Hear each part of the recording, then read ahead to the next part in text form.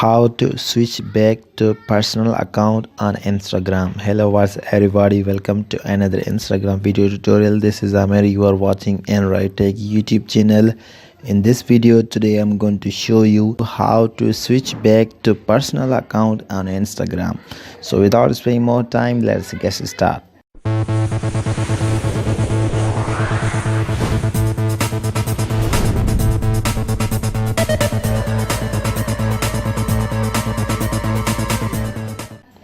First of all, open your Instagram app that you have already installed.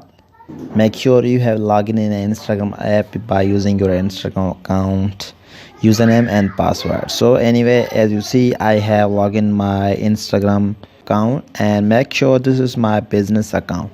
So when I tap on my profile, so you will realize, guys, my all the settings are changed from personal to business.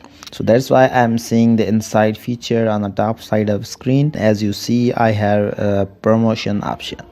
So this is my business account, and recently I have converted it from a personal account, but in this video I want to show you how to switch back to the personal account. So for that setting, so you just need to tap on your profile and then tap on the three lines on the top right side of the screen. So you will get a setting option here. So if you tap on the settings, you will be get a lot of information regarding your business account. So you just need to tap on once again accounts.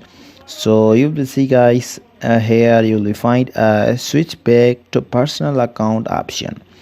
So on our account settings, so you just need to tap on switch back to personal account. So it will be asking you a confirmation, are you really want to switch back to the personal account. So if you want to really switch back, so you just need to tap on switch back below icon. So after a few seconds you will realize your account will be switched back to the personal account.